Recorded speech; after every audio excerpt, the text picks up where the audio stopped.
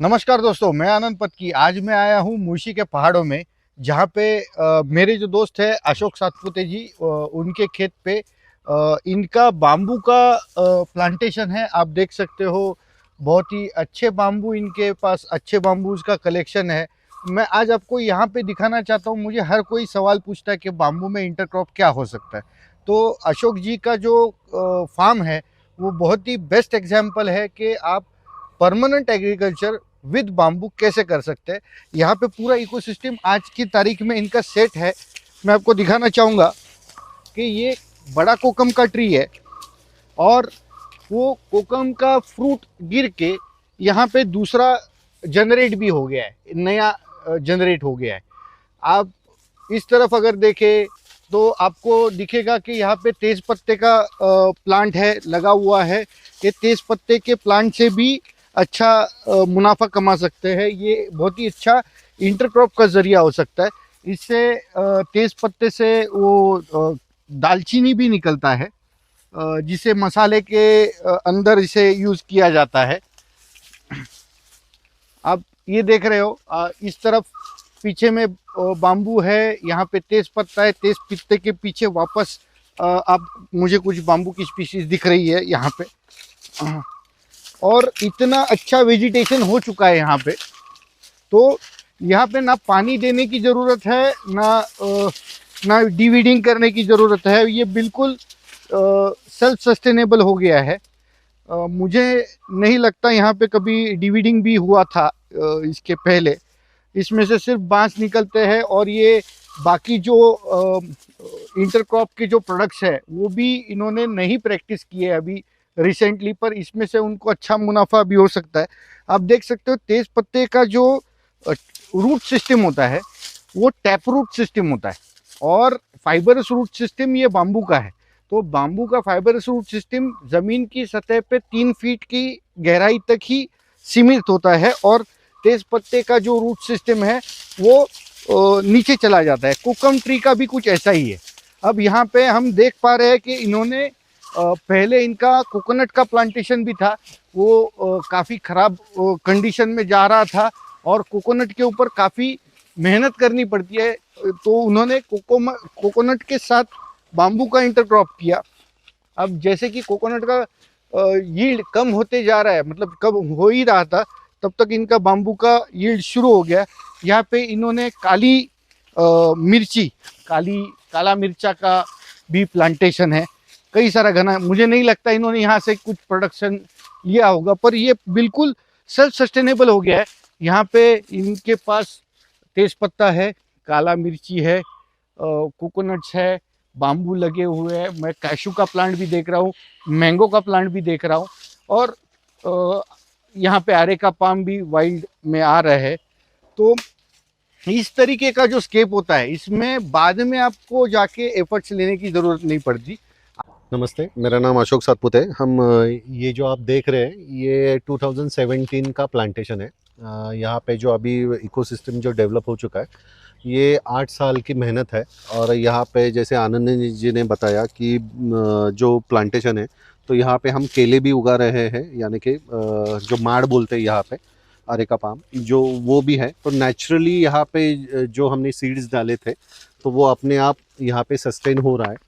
यहाँ पे आप देख सकते हैं कि कोकोनट ट्री भी है, मगर अभी हमने 2017 से जो स्टार्ट किया वो मोस्टली जो है वो बाम्बू के ऊपर फोकस किया। तो बाम्बू के साथ जाने वाले प्लांट्स हम लगा रहे हैं। तो उस तरीके से हमारा अभी धीरे धीरे धीरे हम फार्मिंग की तरफ जा रहे हैं।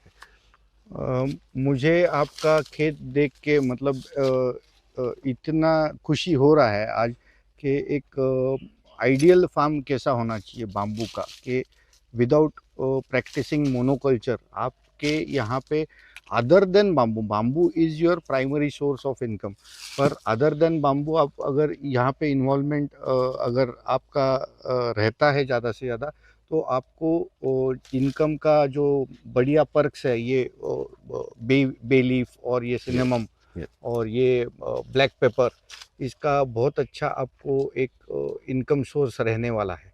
और उसी इनकम से आपका फार्म का मैनेजमेंट का साल भर का एक्सपेंसेस आपका चल जा सकता है। ये दिखाई दे रहा है, कोकोनट भी आपके खत्म नहीं हुआ है, यील्ड कम हुआ इसलिए आप शिफ्ट हो गए, Correct. पर अभी भी आपके कोकोनट आपको यील्ड दे ही रहे हैं। और कोकोनट का इशू सबसे बड़ा ये आ रहा है कि अभी आदमी नहीं मिलते Correct. कोकोनट निकालने के लिए, निकालने। ज़्यादा बड़ा समस्या है। Yes. अगर यील्ड भी कम होता है तो चलता है, पर अगर उसे निकालने के लिए ही आपके पास लोग नहीं है तो वो वैसे ही Yes. वेस्ट हो जाता है। तो इसलिए हम अभी बाम्बू और ये बाकी के क्रॉप्स लेना शुरू किया है। तो देखते हैं अभी धीरे धीरे कैसे कैसे मुझे लगता है आपका ये पहला ही बाम्बू का हार्वेस्टिंग होगा, फर्स्ट ईयर हार्वेस्ट होगा ये लगाने के बाद का पहला ही Yes, हार्वेस्ट yes, रहने वाला है। तो बाम्बू की साइज़ भी अच्छी गेन की है आपके यहाँ, लगभग 2 इंच डायमीटर, स्ट्रेटनेस भी अच्छा है और इंटरनोडल डिस्टेंस भी अच्छा है, इंटरनोड भी पतला है। अच्छे किस्म के बाम्बू आपके पास है। और भी बाम्बू आपके ऊपर के खेत में हम देखने जाएंगे, पर ये जो अभी यहाँ पे लैंडस्केप मुझे जो नज़र आ रहा है कि काली ब्लैक पेपर के जो क्रीपर्स, इतना डेंस वेजिटेशन हो चुका है, इसको ना पानी का ज़रूरत है ना खाद का ज़रूरत है। तो मैं मतलब यहाँ सब ये देख के मुझे तो ऐसा मतलब स्वर्ग जैसा एहसास होने लगा है यहाँ पे। धन्यवाद। अभी आप जो देख रहे हैं तो ये कोकम को धीरे धीरे फ्रूटिंग होना स्टार्ट हो गया है। ये सीज़न में उसको प्रॉपर सब फ्रूट्स लगेंगे। तो ये अभी हम कलेक्ट करना यानी कि शुरू, मगर ये तो अभी शुरुआत है, अभी फरवरी का महीना है तो अभी स्टार्ट हुआ है यहाँ पे। यहाँ पे अभी आप देख सकते हो कि हमने केला भी प्लांट किया है और ऊपर आप बाम्बू का भी प्लांटेशन देख सकते हो। And at the same time हमने कोकोनट ट्री भी प्लांट किया है। So we are not only focusing on monoculture.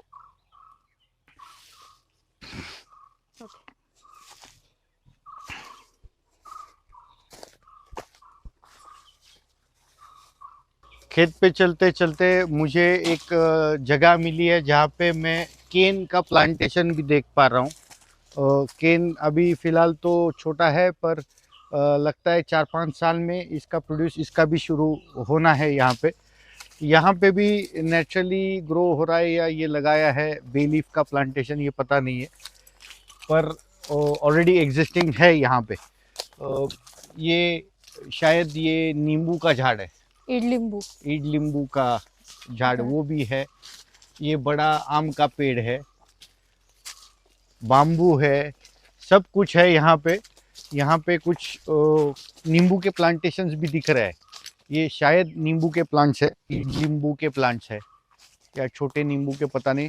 Fishtail palm भी ग्रो हो रहा है यहाँ पे। फिशटेल पाम से इस रीजन में एक अच्छा ब्रिवेज बनता है, जिसका भी बहुत अच्छा रिटर्न्स है अगर देखने जाए तो नारियल के पेड़ भी दिख रहे हैं, सब कुछ है यहाँ पे।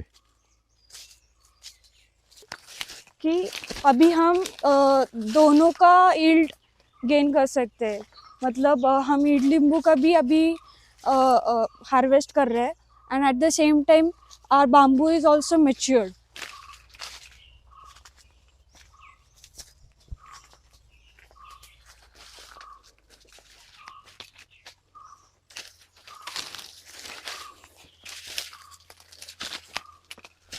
मुझे ऐसे लगता है कि ये जो आपका फार्म है अशोक जी, ये वर्कशॉप्स लेने के लिए बहुत ही आइडियल है।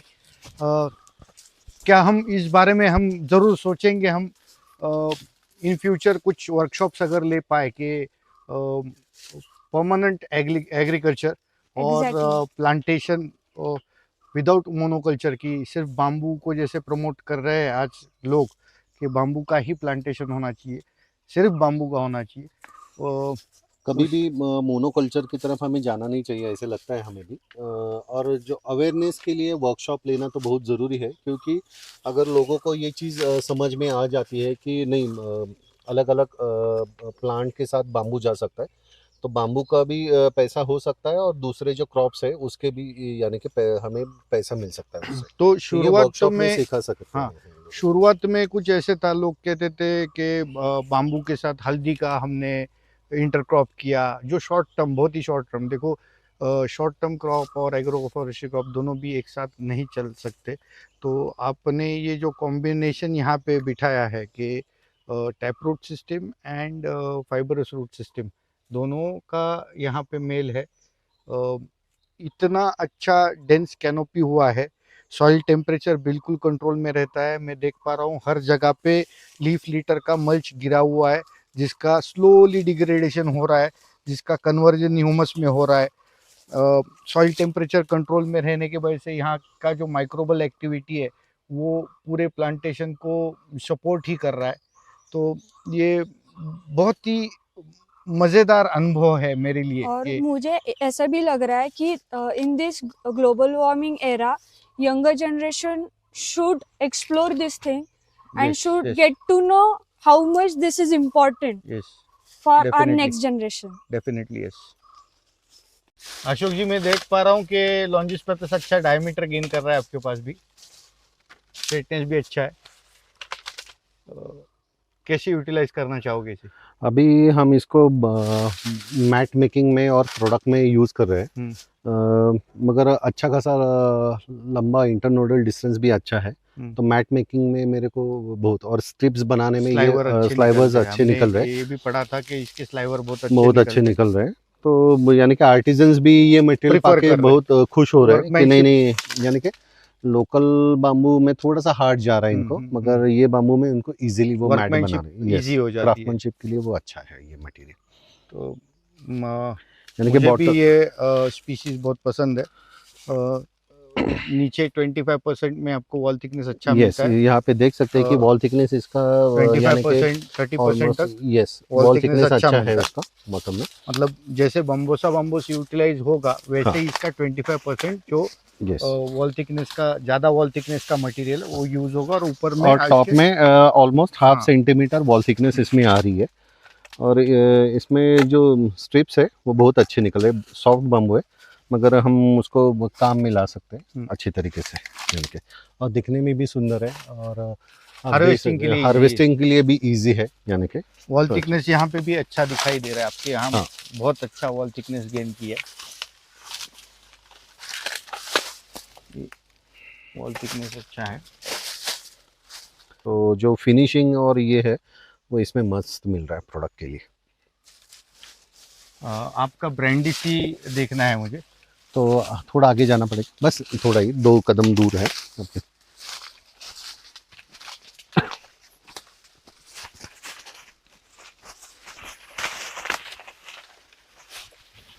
आउट बर्स्ट है, बहुत ज़्यादा निकला है।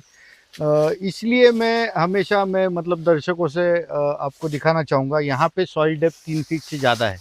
आपको सबसे इम्पोर्टेंट बात, अगर आप बाम्बू के लिए सॉइल का डेप्थ 3 फीट नहीं है तो वो बाम्बू वहाँ पे बहुत अच्छा परफॉर्म नहीं करता। यहाँ पे सॉइल डेप्थ है, कई सारे कलम दिए हैं, अच्छा डायमीटर गेन किया है,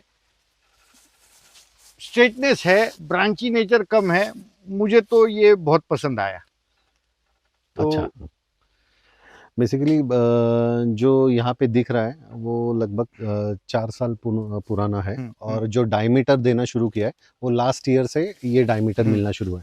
अभी आप जो देख रहे हैं तो ये साल का, यानी कि ये लास्ट रेनी सीजन में जो आया था 2023 का है, 23 का ये है। तो यानी कि हम लगभग 2.5-3 इंच का हो चुका है। यस, वो कलम में हम इजीली आइडेंटिफाई कर सकते हैं कि कैसे कि पुराना कौन सा है और नया कौन सा है। तो आप देख सकते हैं कि जो लास्ट ईयर का जो था तो ये मीडियम साइज का है, लगभग 1.5 ये उससे पहले का है। मगर अभी जो ये साल का जो आ रहा है तो आप इजीली देख सकते हैं कि इतना बड़ा अच्छा डायमीटर ये जगह पे आ रहा है, हमें मिल रहा है। 2.5 इंच का तो डायमीटर आराम से मिल रहा है, and that too at the 4th year of your plantation. Yes, 4 साल के अंदर ये रिजल्ट हमें रियली रिमार्केबल ग्रोथ। आप इनको पानी का मैनेजमेंट आपके लैंड में कैसा है? हम यानी कि ये जगह आप देख रहे हैं तो यहाँ पे हम कोई भी प्लांट को पानी नहीं दे रहे। ये एक्चुअली स्लोप के ऊपर है, पहाड़ी के ऊपर है, तो यहाँ पे रेनफॉल अच्छा खासा रहता है, यानी कि 3-4 महीने जो रहता है रेन रहता है उसी के ऊपर ये प्लांटेशन है। यहाँ पे आप देख सकते हैं कि नेचुरली जो मल्चिंग हुआ है उसके ऊपर ही है, तो मॉइस्चर कंटेंट जो है सॉइल यहाँ पे बहुत में हाई मस्त रहने है। वाला है। तो यहाँ पे देखेंगे तो बढ़िया ये आपको वो उम्मस यानी कि हम नीड मिट्टी को लगाते हैं तो ठंडक पाएंगे यहाँ पे। और तो ये जो मैं देख रहा हूँ ये शायद 22 का लीफ लिटर है, यस जो अभी कंप्लीटली डिग्रेड नहीं हुआ है, और ये 23 का उसके ऊपर गिरा है। और ये जो ताज़े पत्ते गिर रहे हैं आज, ये 24 के पत्ते हैं। अभी इनको, ये पत्तों को डिग्रेड होने के लिए 3 साल लगेंगे। आपके यहाँ पे और एक स्पीशीज है तांदड़ी, यस लोकल स्पीसी है लोकल वो, स्पीशीज है। उसको साइंटिफिक नाम नहीं है अभी तक Yes. कोई भी, तो वो भी मैं आपको Yes, दिखाता yes, हूँ yes. ये रखे, यानी कि